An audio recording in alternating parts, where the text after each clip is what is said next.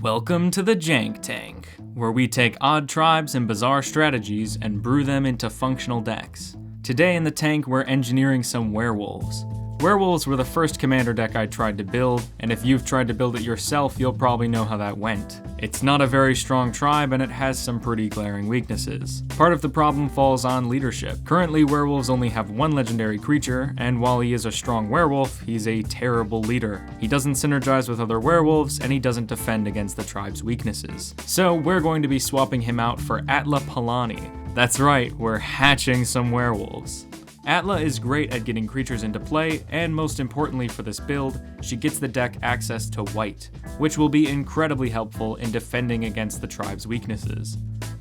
The transform mechanic is wonderful flavor-wise, giving werewolves their very unique identity, but also it's one of the things that makes them weak. Werewolves transform into their wolf form when no spells are cast during a turn. Then, once they're transformed, if a player casts 2 spells during a turn, they transform back to humans. There's also the Eldrazified werewolves, which just transform from activating the ability, but the majority are these human werewolves. It's a cool mechanic, but very rarely does a whole turn pass in Commander without a spell being cast, and I've found more often than not, if I want my wolves to transform, I have to skip a turn of casting spells, which is rough. But if you get some good transform effects, it can be worth it. On the other hand, once your wolves are transformed, it's very easy for players to cast 2 spells to transform them back into their weaker forms. This is why I opted for adding white over any other color. White is going to give us access to these cards, which are key in keeping your werewolves transformed.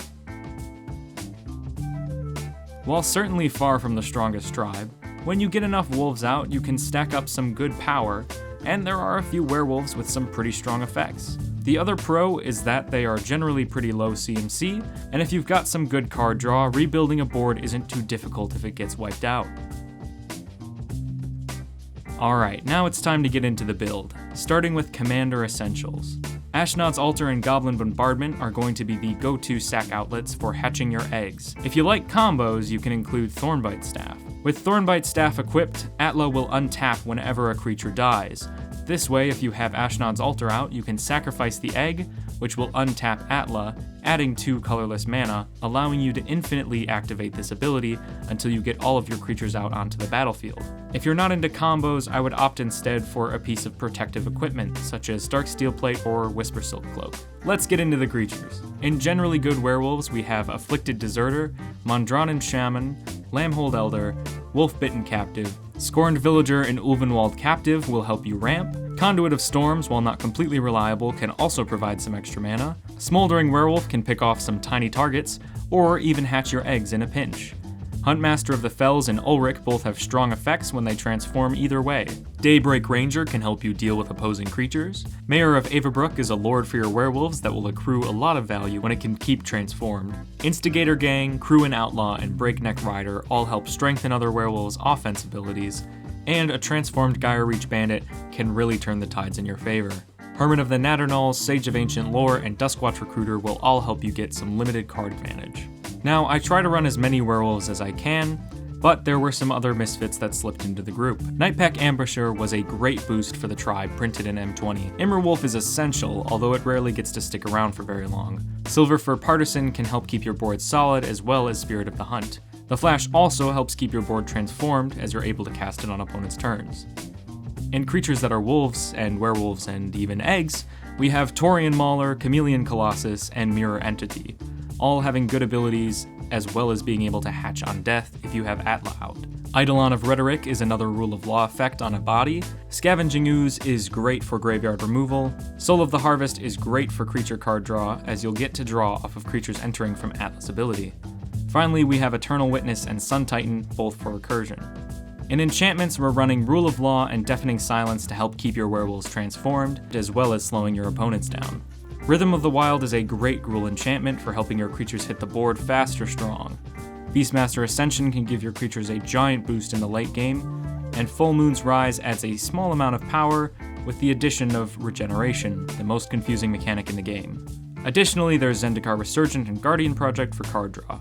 I think the most powerful enchantment in the deck is hands down Aura Shards, which doesn't distinguish that the creature needs to be non-token, so even your eggs cause it to trigger, giving a very powerful hold on the board. Warning, if you haven't played with this card before, it paints a huge target on its back. The list currently only runs one Planeswalker, and that's Vivien, Champion of the Wilds. She helps you play around your rule of law effects, protects you from flyers, and can grab you cards. If you want to run tutors, I'd recommend Idyllic Tutor, Eldamri's Call, and Enlightened Tutor if that's in your budget. In artifacts, we're running Skull Clamp, which is great for cracking eggs and drawing cards, Lightning Greaves or Swiftfoot Boots for protecting your commander or a key creature. If you happen to have it in your collection or you want to splurge, I highly recommend the Great Henge, as it's a wonderful card draw, life gain, mana ramp card. It won't see a huge reduction in this deck, but it is still worth it.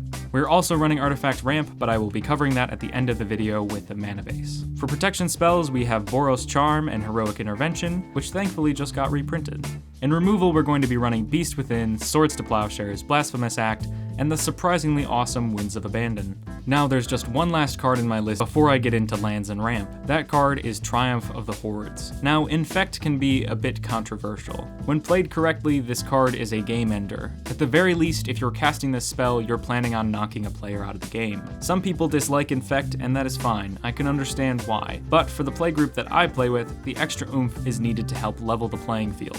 So evaluate the level you want this deck to be at, and use that to decide whether or not you think you should play it. Finally, let's get into ramp. Your mana base and ramp have to be flexible to your budget. Personally, I'm running Soul Ring and the Talismans in my color. Then, since I'm in green, I'll be playing Nature's Lore, Rampant Growth, Kodama's Reach, and Skyshroud Claim. The deck has a pretty low curve, and I'm running 34 lands with the 10 pieces of ramp. My mana base is somewhat of a mishmash of what I already have and can afford. For a full look at what I'm running, you can check the deck list in the description. In terms of utility lands, I recommend Kessig Wolf Run, Rogue's Passage, and Hall of Heliod's Generosity. The build of this deck isn't perfect, and with a higher budget you could push the power even further. I do think the addition of white is a huge game changer, in terms of the control it brings, as well as the addition of some great removal. I've played with this deck quite a bit recently, and I have to say I'm incredibly happy with it. Atla is a very powerful commander, but in a deck like this I think she's incredibly fair, and can add some extra complexity that gives the deck more of a fighting chance. The full deck list that I'm running will be linked in the description, as well as a second link if I end up changing the deck in the future. Thank you everyone for watching, and if you try out my list or are running your own werewolf variation, let me know about it in the comments. I'd love to hear what you're doing, and maybe you'll help me improve my own list.